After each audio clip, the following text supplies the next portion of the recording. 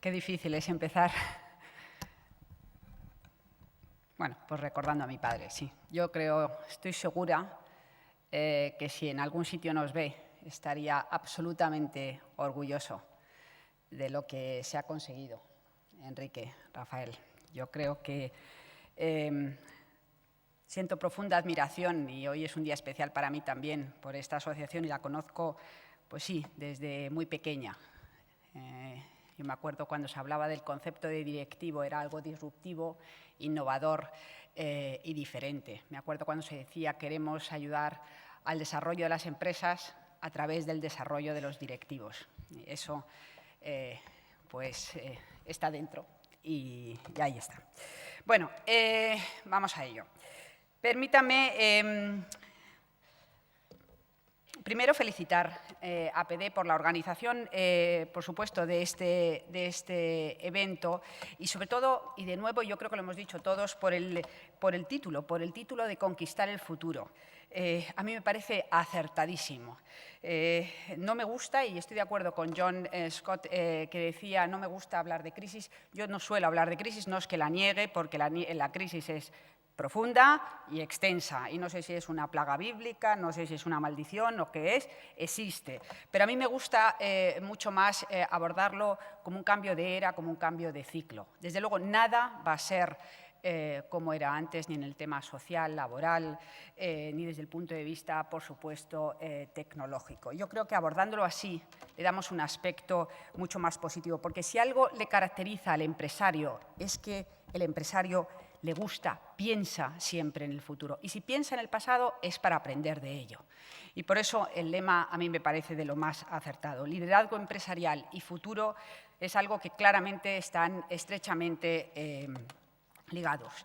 Y el futuro pasa por competitividad y crecimiento. Ese es el futuro que todas las empresas y que todos los países, y el nuestro más que ninguno, necesita. Ese objetivo que haciendo todos las cosas bien, con ese esfuerzo, con esa actitud, claramente lo podemos conseguir. Es hacer las cosas de diferente manera. Y eso, al final, hacer las cosas de diferente manera, hacerlas mejor, eso es, en líneas generales, lo que es innovar. Tradúzcanlo en productos, servicios, canales, etc. La innovación es una condición sine qua non clave del éxito empresarial. Y por eso ese mensaje de optimismo, porque yo suelo decir, yo vengo llorada. Desde luego, creo que si algo tiene el ser humano es la libertad de tener una actitud ante las cosas. Las cosas están como están, pero cómo las abordemos es lo que va a marcar la diferencia. Y si queremos conquistar algo, eso es lo que va a primar. Y como una imagen vale más que 1000 palabras, si hay un ejemplo claro de gran reto, si hay un ejemplo de unir fuerzas, de unir compromisos de gobiernos, de esa valentía que hablábamos esta mañana, ese símil, ese buen ejemplo es, desde luego, la conquista del espacio. Y permítame que la agenda la haya abordado en 4 puntos. La innovación como transbordador del futuro, cuáles son esos motores de la innovación, el breve seguimiento de cómo estamos como país y cuál es la lanzadera para conquistar ese futuro. Y empecemos por ver cuál es la importancia que tiene la innovación en nuestras empresas y en el futuro de nuestro país. Pues bien, para conseguir ese éxito empresarial hay que aplicar una fórmula que siempre es infalible, creo que lo han dicho muchos esta mañana. Crecimiento, eficiencia y diferenciación. Crecimiento objetivo que tienen todas las empresas, que tenemos todos. Eficiencia, siempre hacer más y mejor con menos. Y diferenciación, algo verdaderamente fundamental. Este mundo que es global, que es tan competitivo, diferenciarnos de los demás es un valor imprescindible para triunfar. Por tanto, crecimiento, diferenciación, eficiencia son, sin duda, 3 factores claves, 3 factores que están absolutamente interrelacionados. Ser más eficiente nos permite liberar recursos que los podemos invertir claramente en crear esas diferencias competitivas que nos permitirán crecer, que volverán a generar esa eficiencia, esas economías de escala y así creando lo que llamamos un círculo virtuoso. Y en ese círculo virtuoso, en ese centro, está la innovación. Por tanto, la innovación es una fuente de ventajas competitivas para ser más eficiente, es una fuente de diferenciación, pero la innovación tiene que ser continua, debe ser continua. Las ventajas competitivas no son eternas en el tiempo, tienen fecha de caducidad. Y la historia está llena de muchas empresas innovadoras, muchas empresas que han triunfado a la hora de aplicar la innovación, y a ustedes se les van a ocurrir muchas, pero déjenme simplemente resaltar algunas. El Circo del Sol, no sé quiénes han estado, pero si no, les invito a que lo hagan. Ha transformado el circo, de ser un circo de niños a ser un circo de adultos, en donde todo lo que es el performance, el marketing, la forma de hacer las escenas, la excelencia. En Las Vegas, todas las noches llenan la sala 9.000 personas, el 5% de la gente que visita Las Vegas. Transformado el circo. Amazon, Netflix, ha convertido totalmente la forma en que consumimos libros y vídeos. Esta mañana han hablado de Nike. Y déjenme un minuto hablar de mi propia compañía, Hewlett Packard. Hewlett Packard nació hace 73 años, dos ingenieros de la Universidad de Stanford, Bill Hewlett y David Packard, en un garaje, la famosa historia del garaje. Siempre la innovación ha estado presente en nuestra compañía, en su ADN, desde la calculadora de bolsillo hasta la tecnología chorro de tinta o, por qué no, los DVD reescribibles, y también en procesos y en cultura empresarial, en la forma de gestionar los recursos humanos, etcétera, etcétera. Hoy es una compañía líder a nivel mundial con 350.000 empleados, presente en 170 países y que tiene algo muy claro: la innovación tiene que ser útil, útil para las personas y útil para las empresas, que os ayude en el negocio. Y, por supuesto, hay ejemplos de empresas españolas. Bueno, por supuesto, hemos hablado hoy del Bulli, pero ¿qué me dicen de Inditex? Que una compañía con claro éxito y expansión mundial, que ha cambiado las reglas del juego. Algo que era una desventaja para muchos se ha convertido en una ventaja competitiva para ellos. Ser capaces de cambio de colecciones de manera continua. O Pescanova, ser capaces de la congelación y el procesamiento del pescado ya directamente en los barcos. O, ¿por qué no?, Mercadona, aquí. En 1982 utilizó el primer escáner de código de barras. Innovación en la forma que gestiona proveedores, clientes, embalajes, logística y muchos más ejemplos de empresas que estoy convencida que a muchos se les ocurre, tanto nacionales como internacionales. Pero para hablar de innovación, para que ese viaje de innovación, para que despegue, para que realmente tenga lugar esa conquista, se necesitan, como toda nave, unos motores y un combustible. Si no, la nave no despega. ¿Cuáles son, a mi modo de ver, los motores? En primer lugar, y que voy a decir yo, por supuesto, la tecnología. La tecnología es, y lo han dicho hoy muchos, hemos tenido empresas ahora esta tarde que han hablado de ello, la tecnología es un facilitador de la innovación. Yo siempre digo que es una herramienta, pero además es un enorme facilitador de la innovación. Ayuda a definir nuevos productos, nuevos canales, nuevos servicios, nuevos modelos de negocio. Hoy lo hemos visto también con temas de redes sociales. Una empresa, por muy pequeña que sea, puede estar abierta 24/7 en todos los sitios del mundo. Esto solo lo puede dar la tecnología. Segundo motor, el talento. Y para mí, y creo que todos estaremos de acuerdo, es el más importante. Sin talento no hay ideas y sin ideas, desde luego, la innovación no existe. El valor de las personas es y seguirá siendo el pilar claro de todas las empresas, de lo que sustenta realmente las empresas. Por eso, cuidar esa diversidad, esa forma diferente en todo, en género, diferentes culturas, formas de pensar. Esa formación, esa cualificación es imprescindible. Se debe fomentar no solamente desde el punto de vista de área específica, sino también en ese desarrollo de directivos, ese caldo de cultivo, esas ganas de aprender, de hacer las cosas de diferente manera. Eso es, para mí, una de las áreas más importantes.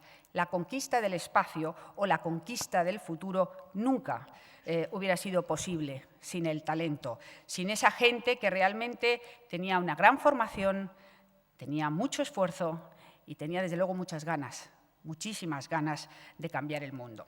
En tercer lugar, otro motor importante es el marco administrativo, laboral y social. También hoy lo hemos tocado. Se necesita un marco que regule, que facilite, que simplifique, que incentive la capacidad de innovación, bien vía estímulos, bien vía ayudas, bien vía subvenciones, bien vía retirar toda esa burocracia. Y hoy lo he escuchado, pues hagámoslo. Es verdad, hagámoslo.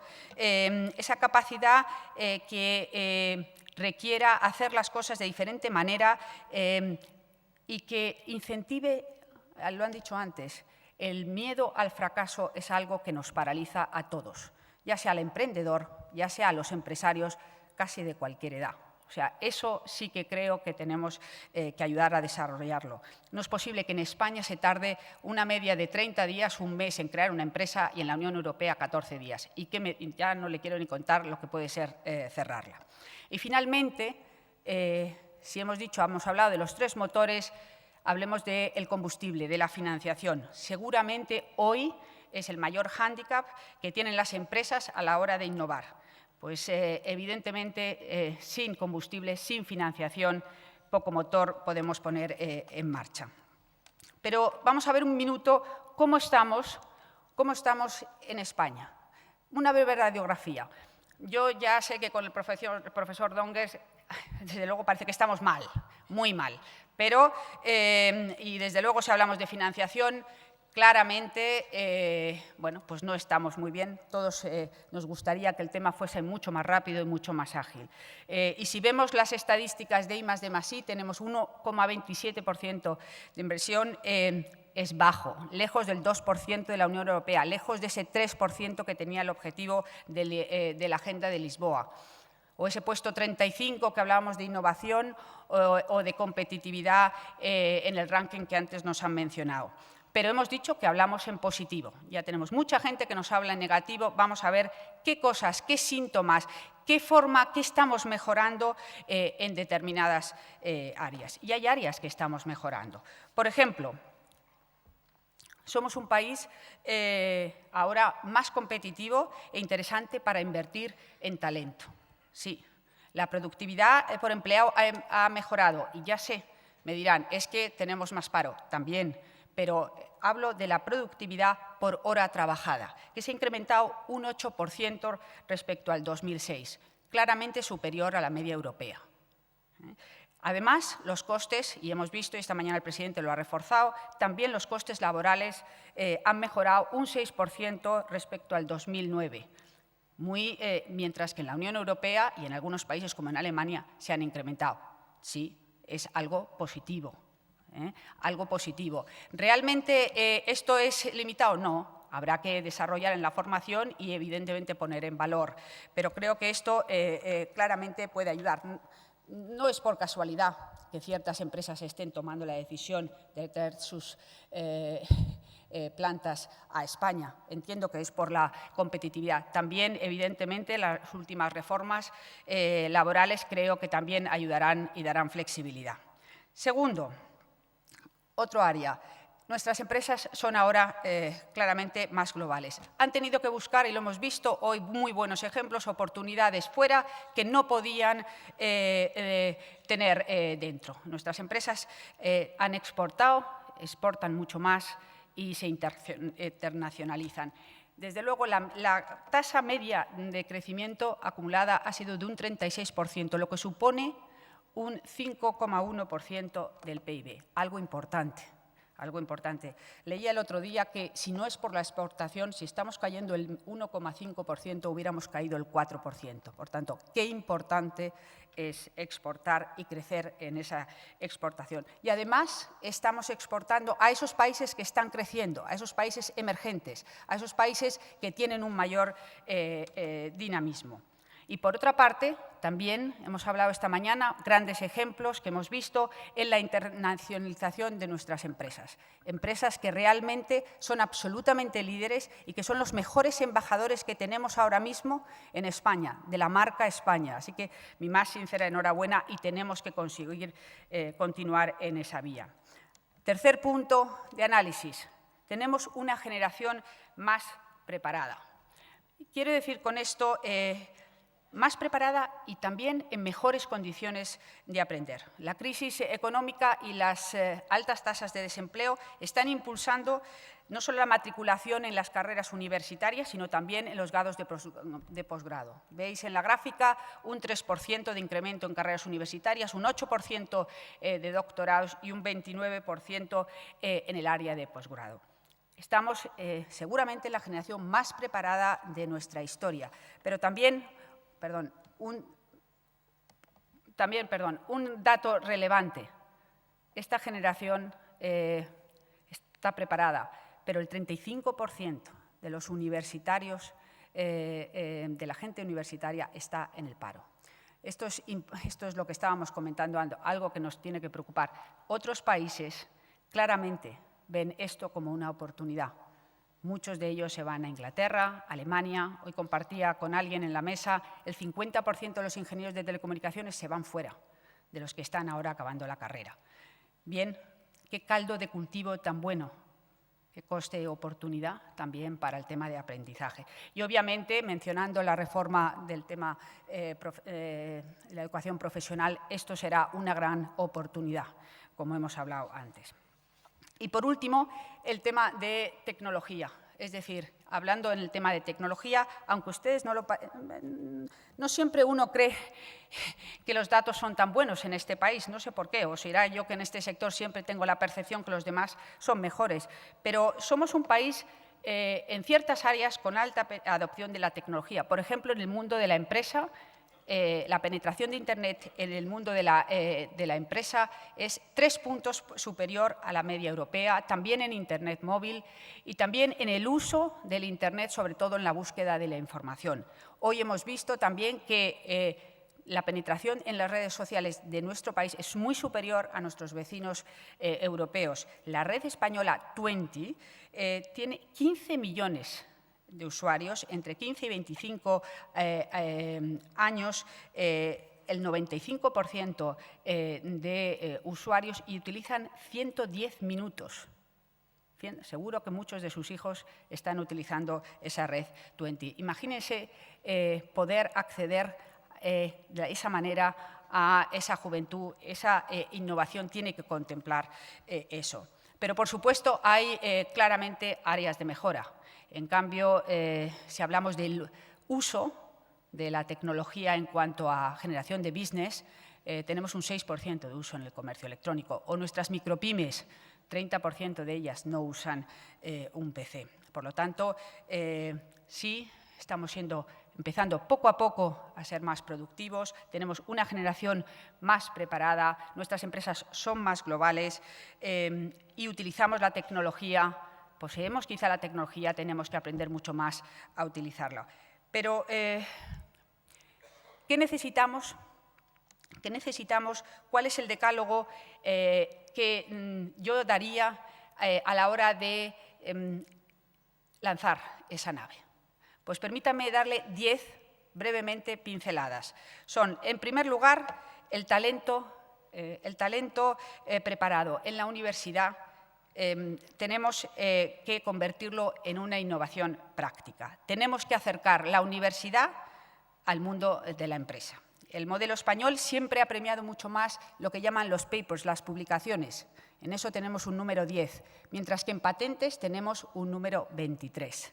Medido patentes como una innovación aplicado a lo que es el mundo de la empresa. Hay que cambiar las reglas de juego, hay que potenciar la generación de patentes con utilidad de negocio. Segundo, debemos fomentar el espíritu emprendedor, el espíritu de crear, el espíritu de hacer cosas nuevas, esa cultura de la excelencia, del ser mejor, desde la escuela a la universidad, desde la creación de las empresas hasta dentro de las empresas, con ese espíritu, como digo, de abordar nuevos proyectos, algo fundamental.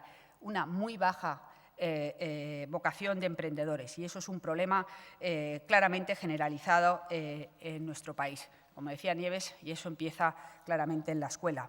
Aprendamos de otros países, países de nuestro entorno, en Europa, en Estados Unidos, siendo, por ejemplo, el área de Silicon Valley un ejemplo relevante y que quizá conocemos bien, porque es donde viene mi compañía. Qué importante ha sido el papel que ha jugado la universidad, en este caso la Universidad de Stanford, en inculcar ese espíritu emprendedor.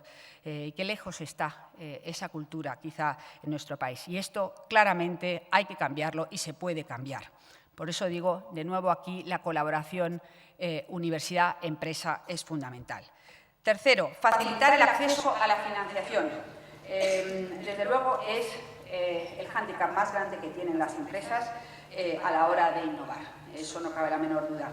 Y espero, y hemos hablado hoy mucho de que se necesita esto facilitar, bien vía pública, bien vía privada. Pero hay otras vías también. Hay otras fórmulas.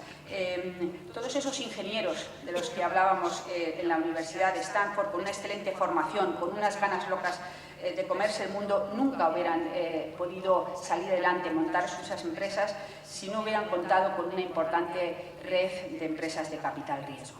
Esto es un caso que yo creo que hay que desarrollar en nuestro país. Creo que mañana habláis del caso de Israel, otro país que claramente ha apostado por el capital riesgo. Cuarto, la innovación debe tener un apoyo firme y claro de la Administración que facilite, que simplifique, como he dicho, un marco regulatorio que sea estable, que dé agilidad. La innovación precisa siempre de simplificación, de que el tiempo para montar una empresa, el pago a proveedores, algo que han mencionado muchos, o estímulos, ayudas, créditos a esa innovación. De nuevo, si hablábamos antes de colaboración universidad-empresa, aquí hablo de la colaboración público-privada. Quinto, sacar el máximo partido a la tecnología. Hemos dicho que la tecnología es un motor. Es importante saber por dónde va la tecnología para saber por dónde va el mercado, dónde van los clientes, cómo genero, cómo me anticipo. Hablamos, y hoy yo no me voy a extender en esto porque creo que ya han hablado tanto María como Javier, pero en HP también vemos áreas importantes en tecnología como son la movilidad y esa famosa cloud, esa famosa nube que nos permite pues acceder a cualquier tipo de información, cualquier tipo de aplicación desde cualquier dispositivo y en cualquier momento. Eso es una tendencia clara que aporta flexibilidad y agilidad al negocio según va creciendo. Otra tendencia importante es lo que llaman el Big Data, es decir, Big y Data. La gran cantidad de información. Para el año 2020 se espera que multipliquemos por 44 la cantidad de información. Una información que llamamos humana, vídeos, fotos, twitters, correos. Esa información es desestructurada, hay que estructurarla, hay que anticipar y conocer esas necesidades de los clientes, ir por delante, como decía, y actualmente solo gestionamos el 5%. Y una tendencia importante, hablando de un mundo tan competitivo y tan global, es el concepto de seguridad. No se puede innovar si no se tiene en cuenta la seguridad de la información. Sexto, la innovación tiene que ser sostenible. Sostenible, es decir, tiene que tener en cuenta cuáles son las tendencias, a dónde va el mundo, a dónde va la sociedad. Recursos escasos, una pirámide demográfica totalmente cambiando. Habrá más gente en el 2020 de 60 años que de 20.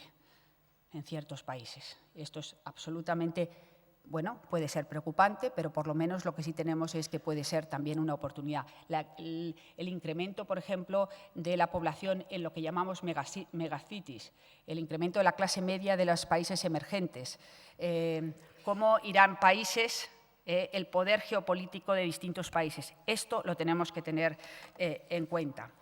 Séptimo, la globalización. La globalización, pero la innovación tiene que ver la globalización como una oportunidad, nunca como una amenaza. Esas empresas tienen que, seguimos exportando e internacionalizándonos. Eso es fundamental. Si ahora son 40.000 el número de empresas que más o menos están exportando, debemos duplicarlo, porque si exportamos más, al final produciremos más, al final generaremos empleo y volvemos a un círculo vicioso positivo. 8. Fomentar la agrupación de pequeñas empresas. España tiene el número de empresas de micropymes mucho mayor que sus homólogos en la Unión Europea. Y esto puede ser un hándicap a la hora de abordar proyectos de innovación, proyectos tecnológicos o proyectos de internacionalización. Tenemos que favorecer la agrupación, tenemos que favorecer el tamaño efectivo de las empresas. 9. La innovación debe apalancarse para muchas empresas en esas empresas grandes que han triunfado, que han salido fuera, que han hecho las cosas bien y que además puede ser un motivo tractor claro para empresas de tamaño medio y tamaño pequeño, que pueden ayudar a esas grandes a innovar, pero también a ellas mismas. Y esto creo que es importante resaltarlo. Yo creo que eso puede ser un motivo tractor importante. Y 10, si son motores tractores nuestras grandes empresas españolas, también lo son las multinacionales.